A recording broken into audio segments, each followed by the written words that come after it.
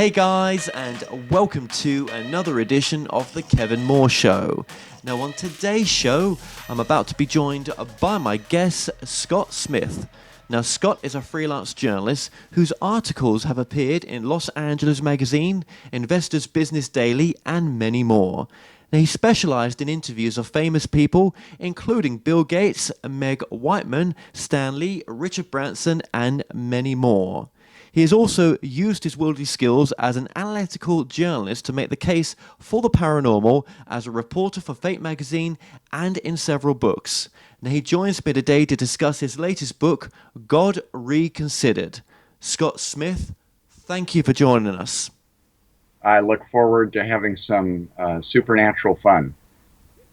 Absolutely, absolutely. Now, okay, so your latest book is called God Reconsidered. So if you were to sum up that book, what is that book about? The essence of why I wrote the book is to share with people who are searching for a spiritual path and they're not happy with the alternatives that are out there, including the unconventional ones like Course of Miracles or some of the Eastern schools of thought. Uh, what I learned in my long spiritual journey was that almost every spiritual path you can think of has a flaw in its business model, you might say, that outsiders can see, but those who are following the path don't see. And that includes Hinduism and Buddhism, which are increasingly popular with those who are disenchanted with monotheistic Western religions. But after I had a couple of mystical experiences, I tried to combine that with the fact that I was a travel writer and a business journalist, and I tried to kind of search for an alternative to the version of Christianity I grew up with and use my business journalism kind of investigative skills and logic to analyze every kind of path, including materialistic modern atheism, and see who had the best answers to the big questions about why we're here and do we have souls and what happens after death and all that kind of stuff. So where my book differs, and there's more ancillary material at godreconsidered.com and also on my Facebook page for the book, where I've been blogging and kind of learning from my audience and my readers,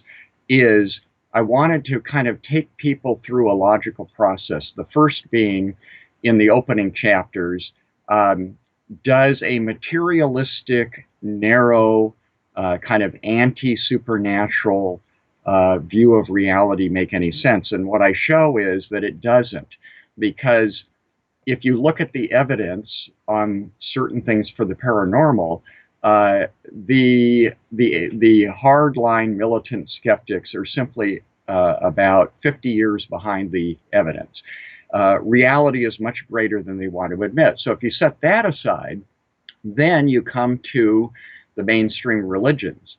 And so I have some chapters that follow that kind of lay down some big questions that I try to answer as best as I can, like, is there evidence of intelligent design? Because if there is not, then you have to conclude that evolution proceeded on its own without God or aliens or anything else intervening. What are the implications for religion? And then secondly, is there evidence that a divine being exists who is benevolent? And I think this is the most shocking chapter, because I think the evidence is the opposite. Whatever our conception of God is, it can't be the conventional one, because when you start going through the list of problems with what you could call incarnation or earth life, the standard answer of religion, East and West, is you're here for a reason, working out your karma to obey God's commandments so you can go to heaven or whatever it is. None of those make sense. And then the third part of that section looks at, do we even have free will to be held responsible for what we do? The third section is on the different religions, starting with Buddhism and why I decided not to embrace them. And the last section goes into some conclusions after you look at everything. What can you make a list of that we're pretty sure about if we look at these issues carefully, and where does that lead you spiritually? And then I tell people what I discovered, which is Christian Gnosticism, and I give them the reasons why I selected that and some history of the heresy and all this kind of stuff. At the very least, anybody who reads my book is going to learn a lot about the latest research on the paranormal, and why conventional wisdom on alternatives to the mainstream religions often aren't satisfying. And I've gotten, needless to say, a pretty fierce reaction from a lot of readers. Yes, yeah, I can imagine you did. Which, well, that shows that you provoked something in them, I guess. So just recapping there, if you was to state what you believe, what's your understanding of this nature of reality? What have you gone with right now? So the first principle is that the divine powers, if you want to call them that, God, saints, angels, they exist, but they're not very powerful in this material dimension. They're not omniscient. The future is not known, contrary to all the New Age nonsense from Deepak Chopra and Course of Miracles, and even certain interpretations of quantum physics and stuff like that. In this dimension, as Stephen Hawking said, time flows forward. There's no time travel. So what this means is that God doesn't know the future. If he created us, which I doubt, then he doesn't know what's going to happen. And so we have not so much free will, because free will is a little bit hard to define. You're influenced by genetics and family life and stuff like that, but we have a certain amount of freedom in the chaos. Every religion posits a kind of a neat little thing where you're born into the world to learn the truth and advance, or use your free will not to, or you're born to fulfill your karma. All of these spiritual paths ignore the fact that we live in a world of chaos. 25% of all humans ever born died in early childhood. So how does that fit with this notion that we're here for this grand purpose? The world is full of accidents. God doesn't control the bullets or the germs. So if you accept all that, you can still know through mystical experience and through study that you have a divine connection. There are spiritual practices like prayer and meditation that can allow you to have a spiritual life, and you can look forward to the afterlife, which there's a tremendous amount of evidence for. Now, what I preach at the end of the book, and Jesus said, "Let those who have ears hear," is that the Gnostic viewpoint, which is dualistic to varying degrees, says once you understand that God is not all powerful, and that you can shape your destiny in various ways through spiritual practice, and that you are not being held accountable for the Ten Commandments and all the other 600 admonishments in the Old Testament and all this other stuff, then it liberates you to have inner peace and live a good life and use some common sense and being good to others. And that's the essence of spiritual life. And Gnostics and others in the alternative spirituality field will disagree on the details, but that is kind of the essence. Now, this is not a message for most people, and I respect that most people are perfectly happy within their spiritual tradition. I've been to Riyadh, spent a week with the princes and stuff. I have a lot of respect for Islam. I think it's very much misunderstood. And I've been with the worshipers at Shinto. I've been all over the world as a travel writer, and spent when I was in India, I participated in services with Jains and the whole gamut. So I've kind of seen it all. I respect all of those who have a higher purpose in life other than just, trying to beat the competition in business. I think it's important to have a spiritual life. And even Sam Harris, the atheist author, has a recent book out on how atheists can be spiritual, getting that inner peace and developing a higher purpose in life. So I don't want to disturb anybody, but if people are looking for the truth about reality, I think I bring something to the table by carefully analyzing what's wrong with all the conventional claims about reality. Okay, so just to sum up, you are a Gnostic. Yes, a Christian Gnostic to be specific, because there Christian are. Gnostic. Yeah. Yeah, and obviously, have you looked into the problems of, not problems, but have you sort of analysed with your own internal dialogue, some of the things that don't always sit comfortably with that particular religion as well, but that you're okay with that, but you have looked into some of the things that maybe contradict as well. Well, I'd be happy to answer any questions. I've read everything and looked at everything, so I usually have an opinion on almost anything. Right, but you've looked, yeah, but obviously there's contradictions in any kind of set So, set of yeah, standards that say that yeah, it's this way or not. this is not the Catholic Church where we have a pope and we have a dogma and stuff. I'm preaching my version of Christian Gnosticism, and I think it's much misunderstood. I mean, I have to laugh at all the crazy ways that Gnostics are characterized. The flourishing was 2,000 years ago. So, for example, many of them believed in astrology. They didn't know what stars were. I think it's superstitious nonsense. So I think you have to update your spiritual path in an ongoing way. And part of what I've done since the book and in interviews like this is kind of have a dialogue to explore further.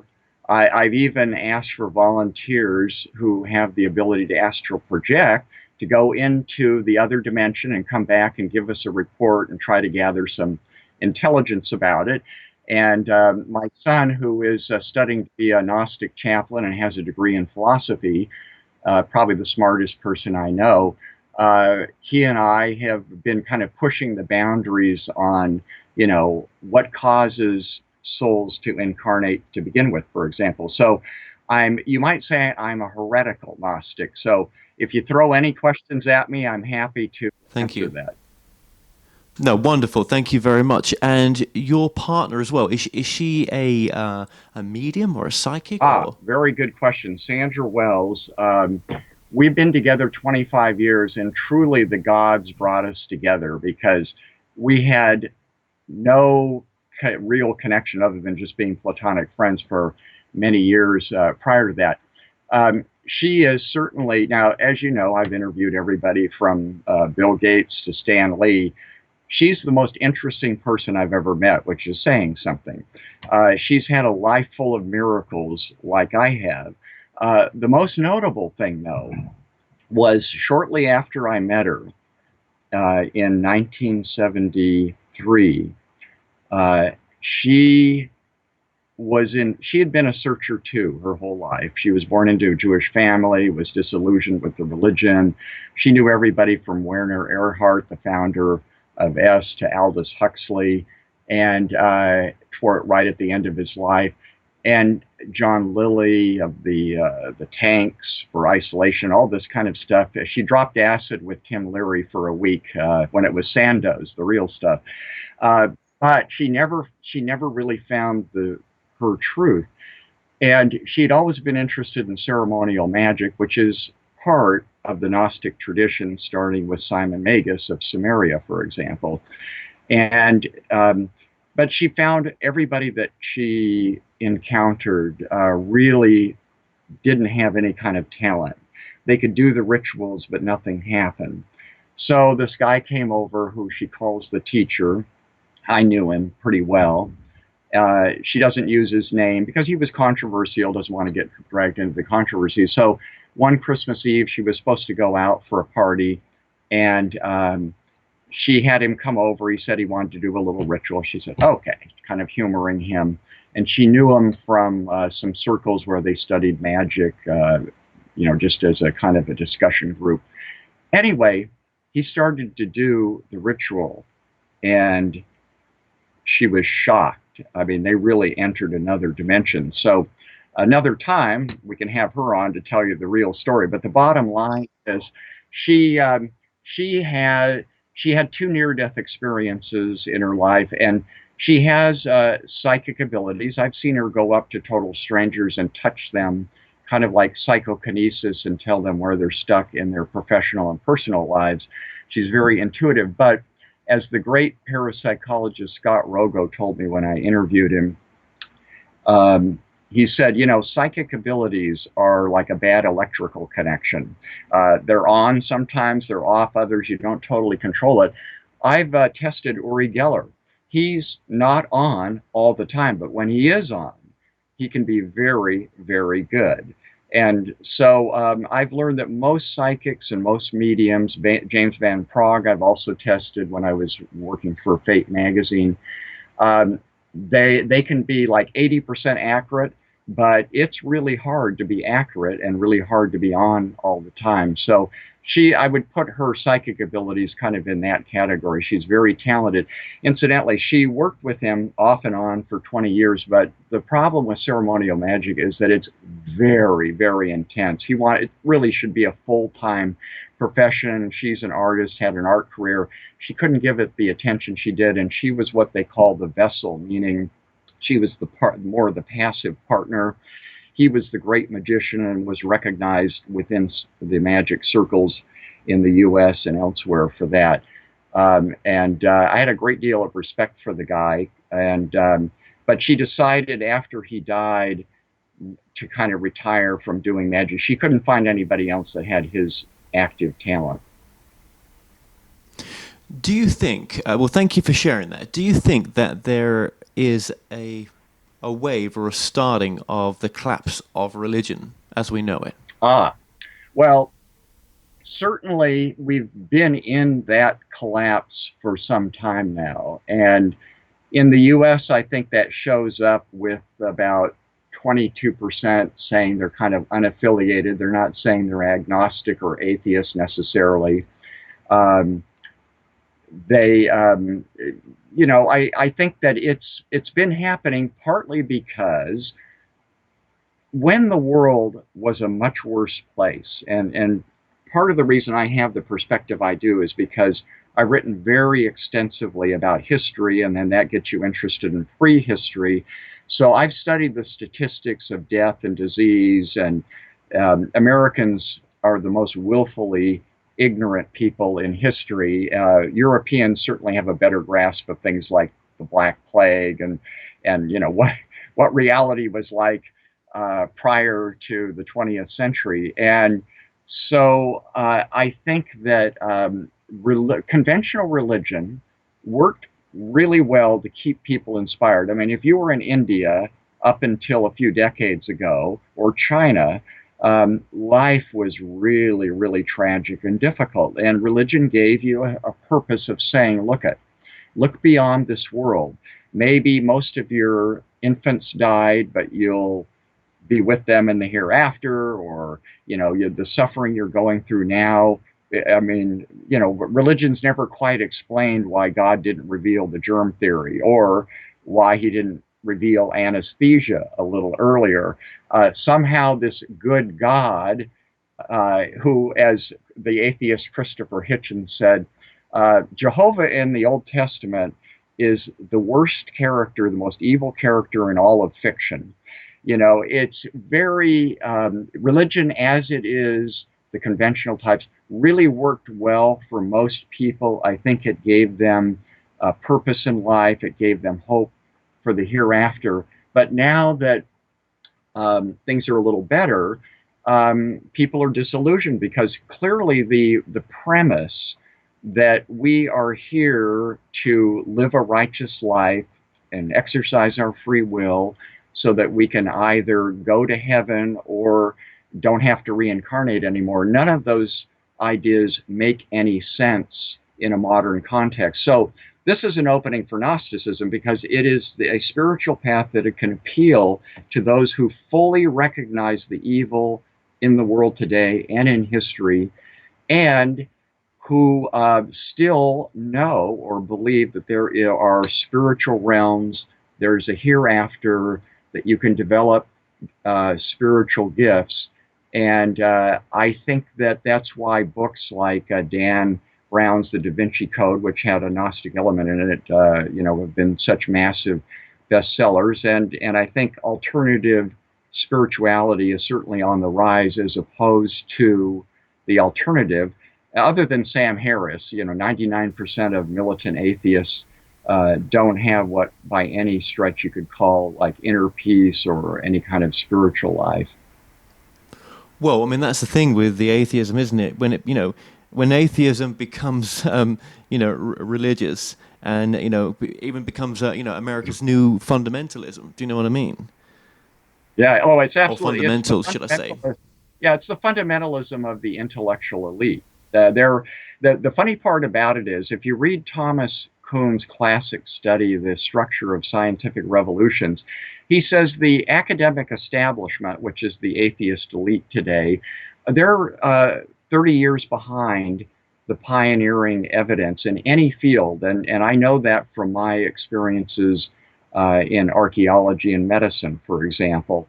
The closed-mindedness of the intellectual elite and the scientific elite, once they get their orthodoxy, it's funny when I discuss, for example, the evidence for ESP online with the fundamentalist atheists, they'll say, but a professor at Berkeley told me not to read that book. It's full of nonsense, that there's no evidence for ESP. And he was talking about my recommendation in my first chapter of Dean Radin's The Conscious Universe. And that's just like the bishop saying, I'm sorry, to a Catholic, that book is on the banned list. Don't read it. It's this kind of authority figure, like I was told, they'll say, but in Wikipedia, it says, Uri Geller or Dean Radin, these are phonies. Da, da, da, da. I said, did you actually read their books? Do you know any? Have you met any of them? Did you test any of them? Well, no, but I was told. It's just absolutely astounding how the smarter people are, the bigger blinders they have to their faults and their stupidity. Well, absolutely. But just look at religion for a minute. I mean, it's done some beautiful things. There are some beautiful teachings in religion, but look at the political implications of religion, right? Politics is in religion every country you go to. But then, what if what would be the implications if atheism was in politics? Well, as well, they're both. This is one of the great ironies that I point out in my book. If you read the atheist books, religion was the cause of all problems. So, when they're confronted with, wait a minute, didn't the Chinese communists and the Russian communists kill more people, many more people than Hitler did? And needless to say, one of the atheist authors tried to blame Hitler on his Catholic upbringing or some nonsense like that.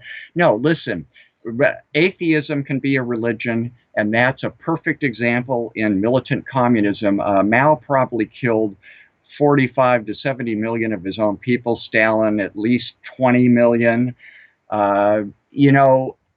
Anything, and actually Game of Thrones, you kind of see when the do-gooder decides that in order to bring peace and justice, they have to exterminate large quantities of people or torture people. The end justifies the means.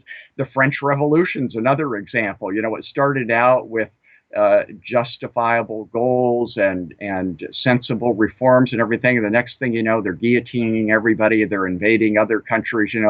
Several 100,000 people later. This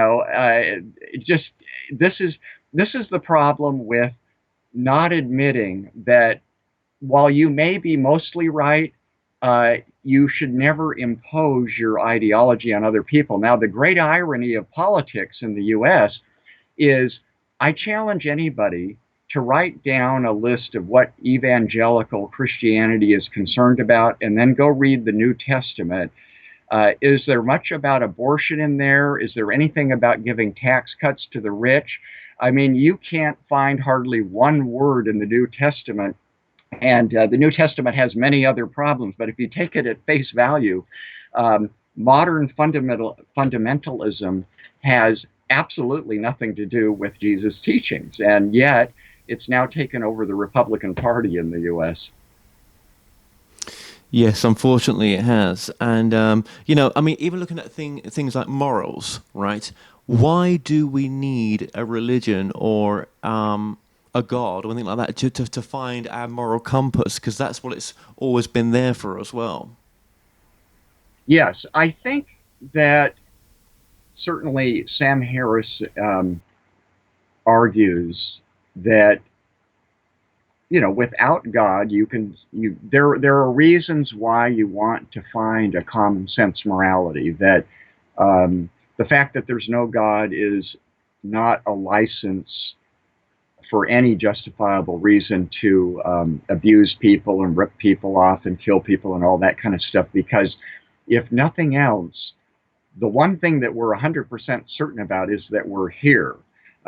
Descartes, never mind, but at least we're pretty sure that if you walk out in front of a car that you're going to be killed, that you may be killed, contrary to the New Agers, by a bullet from a mile away in a gang incident, even though you didn't know that was happening, that there's a real reality here. In fact, on my God Reconsidered Facebook page, I have my second blog where I say, is there an objective reality? If there is, and I argue that there is, and a lot of the New Agers, like Course in Miracles types, Marianne Williamson and so forth, would say there isn't. Advaita Vedanta says there isn't a reality in the Shankara version anyway. But if there is a reality, then we have a responsibility to be responsible, to treat people as ethically as we can. It's really difficult. This is fundamentally one of the problems with religion. If we're supposed to know what those morals are in detail, is abortion ever right? Is gay sex okay? I mean, they were created by God, If we're going to get these kind of moral values figured out, why is it that it's not clear? Why is it, if God put us here in any religious context, why isn't it clear that Tibetan Buddhism is the truth? I mean, there's not very many people that actually follow it. If that's like Sam Harris is very partial to Buddhism because there's room for atheism in there. But the reality is no religion, Shinto, Sandra and I have been in Cuba, we had a Santeria ceremony we participated in. Clearly, there's no overwhelming evidence of what the moral truth is, let alone the spiritual truth. Why is that? Why would a God, conventional God, put us here, give us the genetics and the families and social influences in early childhood that programmed our subconscious, and then somehow he wipes his hands and says, hey, you're on your own. I gave you free will.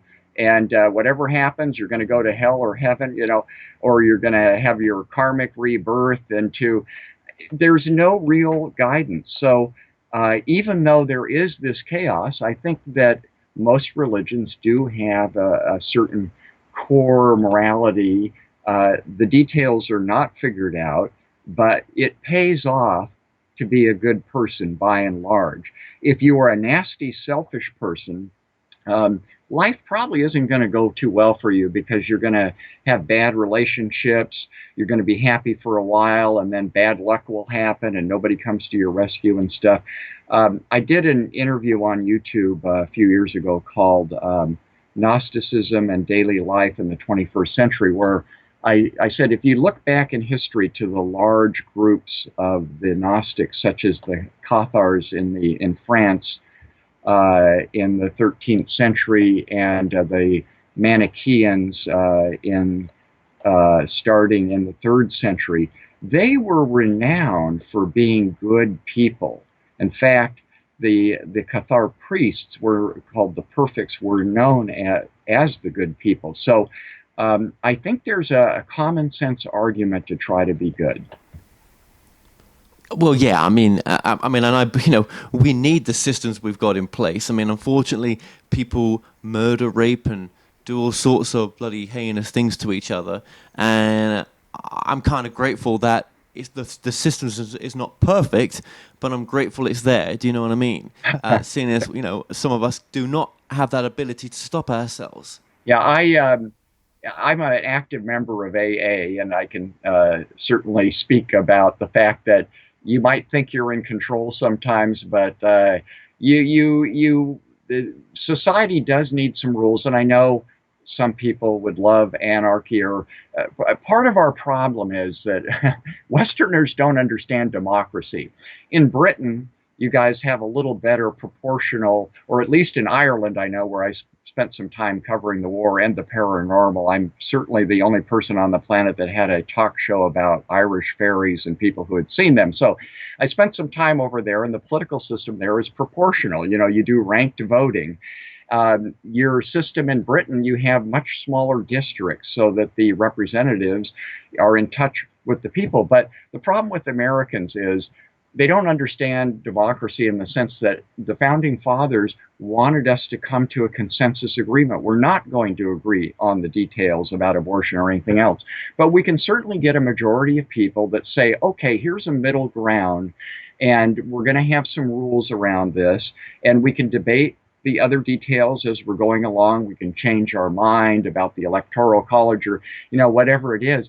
But too many people, particularly on the left and the right, feel, and this reminds me of the communists, feel like there's only one truth, and everybody's got to come to our table on our terms. We've got to have our way, or nothing. Bring the revolution on. And I think it was Thomas Friedman, the New York Times op-ed columnist a couple of days ago, had a little cautionary missive to the effect of, you want a revolution, you're going to have everything your way on the left, or you're not going to play. Well, you'll have a revolution. Trump will be reelected. You will have a revolution that will change everything that the founding fathers intended. So we need to be cautious about being so self-righteous about our politics and our social views and our spiritual views that we don't say, something, this is so important, I'm going to work to impose this on everybody else. Absolutely, absolutely. Wow. Okay. So much to speak about here. There normally is with the guests I get on, but this is there's a lot we could talk about. You know, I personally don't know if I believe, or I do not believe in the idea of a God as religion understands it. I don't even know if I believe in God. I believe in myself as in, I believe that there's something more that's within me that potentially will continue when I cross over. What that is, well, I don't know if I've ever met anybody that's really been able to show me what it really is, but to them, they've given me their understanding of it. But the more I do these shows, the less I'm able to define it, if that makes sense.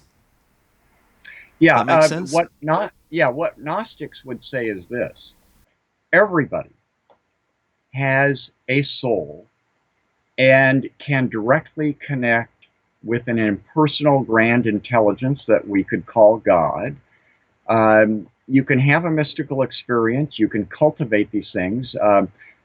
Sam Harris says that if you do really, really deep meditation like he has, you can get kind of to that inner peace point. You can see your consciousness changing. Now, he doesn't interpret these things in a religious way, but I think if you talk to the great gurus and the practitioners, my AA sponsor does about 2 hours of meditation a day. It's very advanced type. Yeah, I don't know where he gets the time because he's a well-known creative person and stuff. But I'm still doing my 20-minute twice a day TM kind of beginners thing and some visualization and all that kind of stuff. Yeah, I wanted just to add. I wanted to add one thing because there was a little glitch there.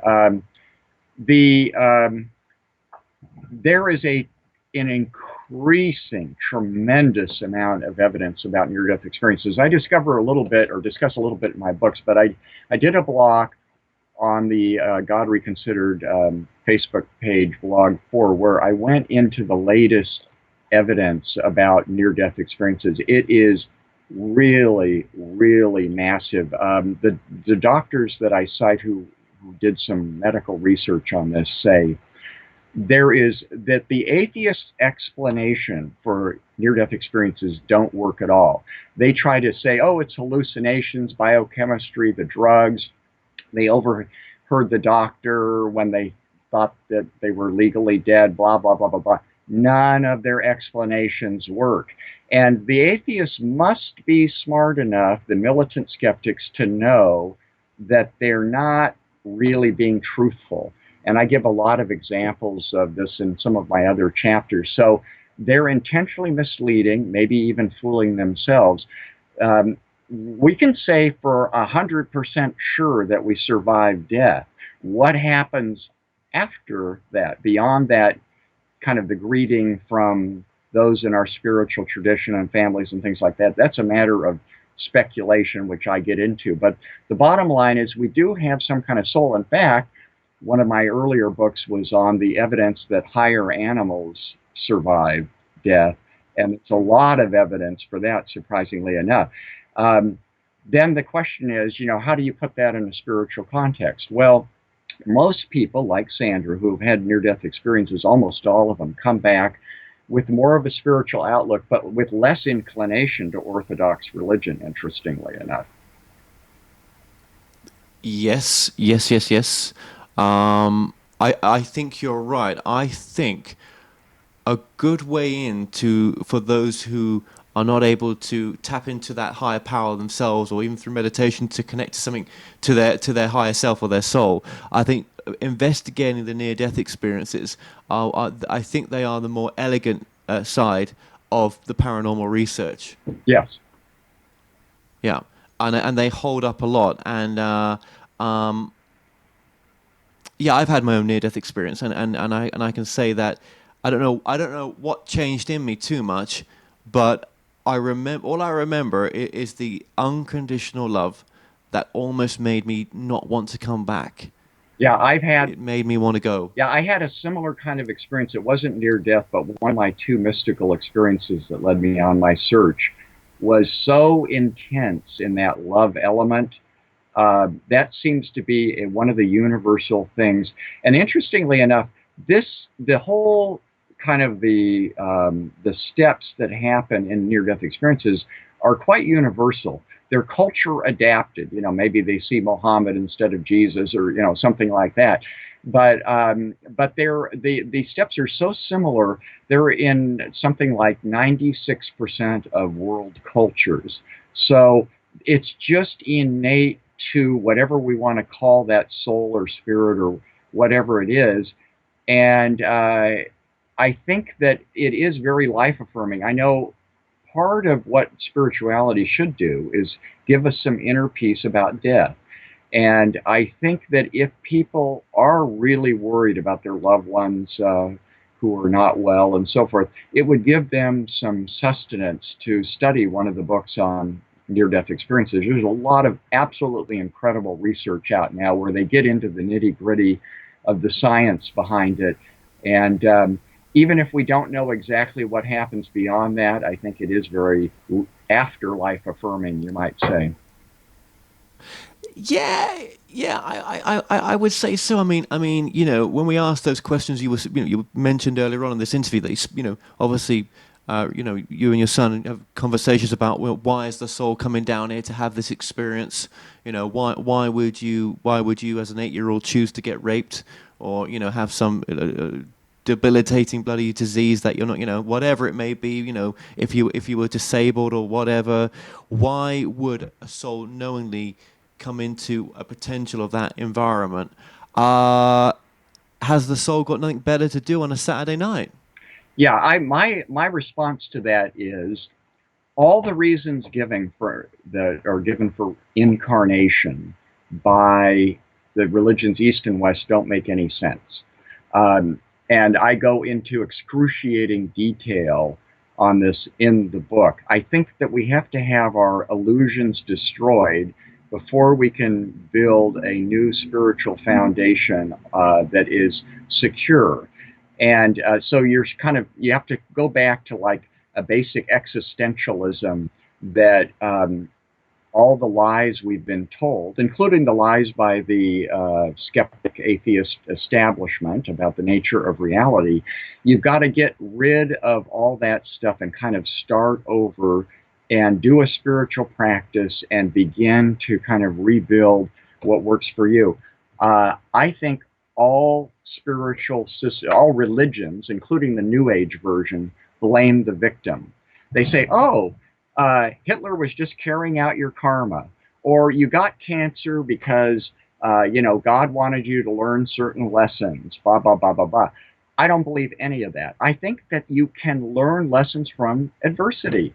Uh, you want to make the best of it. And what's funny about human beings is they are extraordinarily adaptable. It doesn't matter literally whether you were in a death camp or you won the lottery. Within a few months, we are resilient. We begin to adapt. We learn lessons that will help us survive. And the notion that, oh, like you hear with a lot of the New Agers, oh, God just needed to have this experience. We're a manifestation. This is the Course in Miracles kind of nonsense. God needs to have this experience of mortality. Hey, if that's who God is, don't want anything to do with him.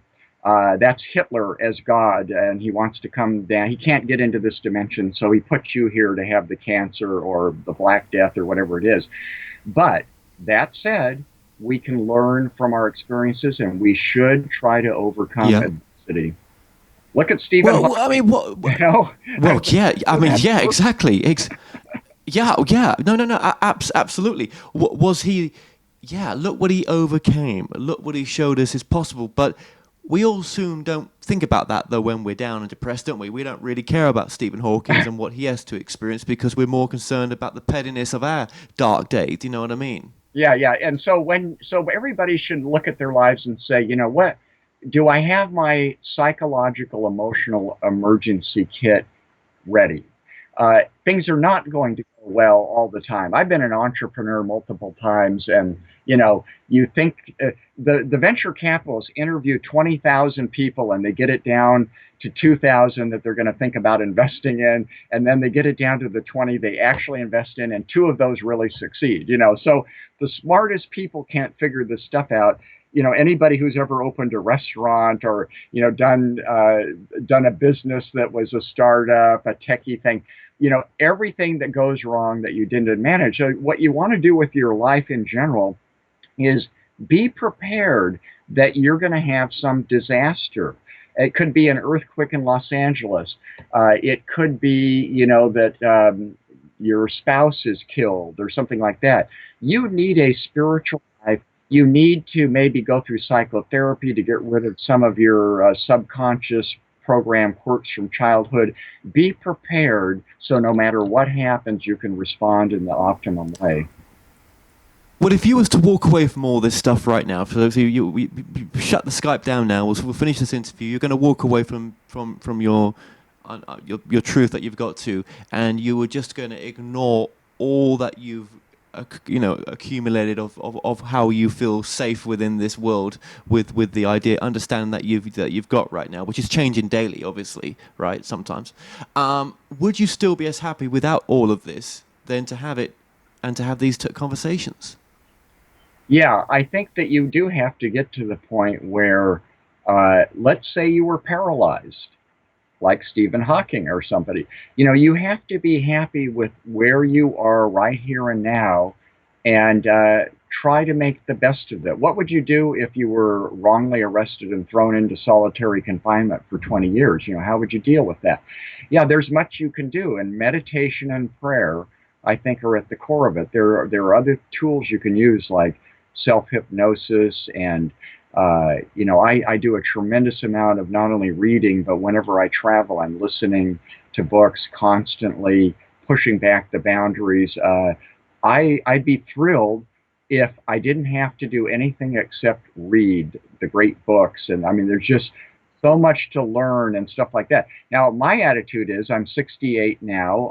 I've been married 3 times, so I've got to pay the alimony. So there would be big trouble if I didn't win a lottery ticket to deal with that kind of stuff. But if I didn't have any of my outlets, I would be absolutely delighted to work on some big projects. I'm starting a long, long blog now on my journalism career and how crazy it was and the lessons learned that I can share with other writers and stuff like that. And I've got a few projects that I once worked on. The only journalism award I ever won was on who really wrote Shakespeare. I think it was Edward de Vere. I think Harold Bloom and the other great Shakespeare scholars are wrong. So that's my hobby horse I'm saving for my retirement at 100. I love it. I love it. No, no. Well, we've all, we've all got a purpose, haven't we? We've got to find the purpose sometimes. Sometimes the purpose doesn't always seem so clear. Sometimes the purpose is just in the small things. Sometimes. Yeah, yeah. You got to make life work for you and your colleagues at work and your social network and stuff like that. Do take care of the little things. It's not all about the big things. If you neglect the little things, you're going to have trouble with the big things. Yeah, yeah, absolutely. And just going back to that conversation, what have you debated with your son in the sense that why does the soul choose to come here? Well, I grew up Mormon, and Mormonism was called the American religion by Harold Bloom in a famous book. It's a very mystical, kind of like a mystery religion that's misunderstood. But one of the things that they said is the gods did not create us. There was no creation. The gods don't know why there's incarnation exactly.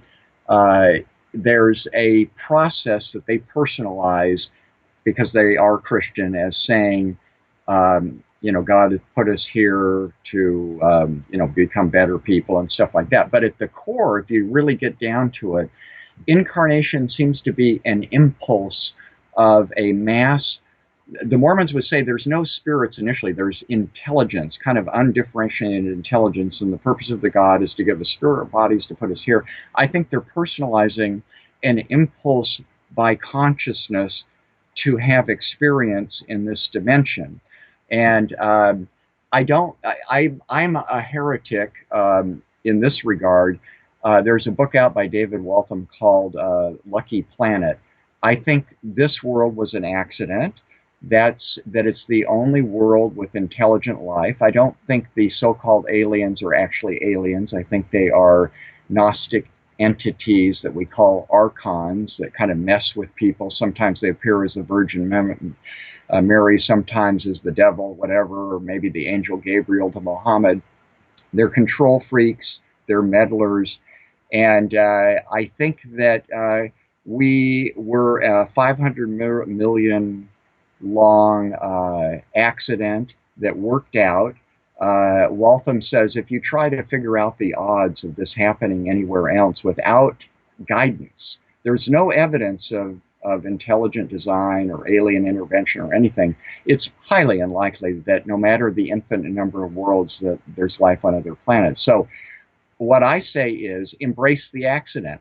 There's a myth of Sophia that I think gets misinterpreted by Gnostics who want to say, oh, there must be a purpose for God in this. Maybe God needs these experiences. No, the fall of Sophia suggests that there was some kind of cosmic accident as to why we're here. Let's make the best of it while we are, and after we die, we'll have a glorious future. Yeah, it's about making the most of it, isn't it? It really is. And a lot of people that I've come across, talk about being of service. It Yeah. is an important part as well. I think that's important, even no matter what that's doing. And I mean, I'm 40 right now, and I'll change my mind on a lot of things when I get to your age, which is not that far away. I'll change my mind on a lot of things. Yeah, I guess you did. being of service is one of the core things you learn about in AA because until you become of service, you're self-pitying miserable. Once you get into service, it's like, you know something, this guy's problems put mine in perspective. And I feel really good if I can help this person in some way. Get outside yourself, do what you can, quit focusing on yourself all the time. Me, because boy, that will make you unhappy. Oh yes, oh yes, yes, yes. And just one other thing I want to touch on as well is channeling. Now, I'm about to release a docu series on channeling, which I've been filming for almost 2 years now. It's 87 or 88 interviews with different channelers across the world, and I just want to say this one thing about channeling, with yourself as well. Edgar Casey. When I went to the Edgar Casey ARE Institute in Virginia Beach, I have to say I was impressed by one thing, and that was the 14,000 channeled readings on health that he gave that are still helping people with the same issues nowadays. Yeah, Where I'm does a that big, come I from? have, I have a background in alternative medicine. I've got a day job as a nutritionist and study with a lot of famous doctors and ran a medical clinic and stuff. And there's a book out called Nutritional Prescription for Nutritional Healing by Phyllis Balchi that shows the clinical evidence. And the bottom line is modern medicine is very misguided in many ways. And I come from a family of doctors and I've worked with lots of doctors. And Casey, one thing I don't agree with Casey on everything, but when it comes to his insights into how people can heal, there is information out there that people can take charge of their health. Doesn't matter if you have cancer or an ingrown toenail or whatever it is. There are alternatives. Thank God for the internet today, because despite all the nonsense, you can learn from other people around the world. We don't have Edgar Casey right now, and I'm a big believer in channeling in the sense that I think James Van Praagh was very legitimate.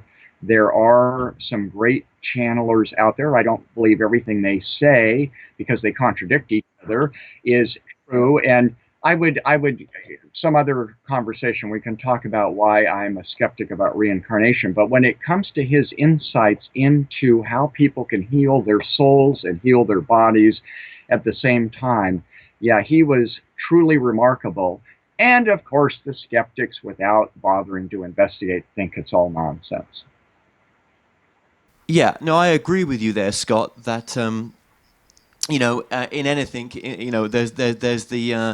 there's those that take advantage, and there's those that have a genuine gift. Okay, and it's for us to just, I think if you just went with your intuition, sometimes you should know when, intuitively when something's bloody off.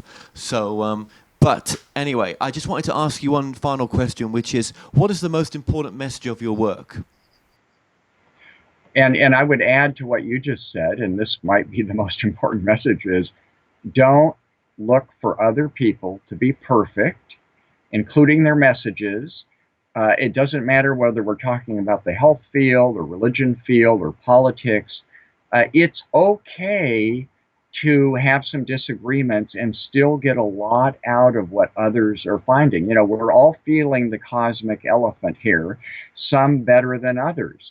So just because somebody like Edgar Casey, I might disagree with him on something, it doesn't mean that he's not 90% right on the health issues, for example.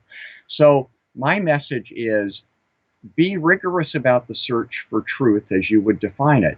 Make sure that you're not making a lot of assumptions. Be dedicated to your spiritual life. Put that as a high priority. Your psychological, emotional health, your inner peace, finding something that makes you happy and gives you some guidance, the kind of the big picture guidance for your inner life, and the world will be a better place and you'll be a happier person. Well, I've really enjoyed having you on, and I think what we're going to do next time, because we've barely touched the surface of your work, right? Trying to do that in such a short time is impossible. But I think next time we'll get yourself and your wife on, because obviously it would be great just to have that other perspective there as well with your work. So just thank you, Scott, for joining us. That's what I really want to say. It's been fun. I appreciate the opportunity and look forward to the next discussion.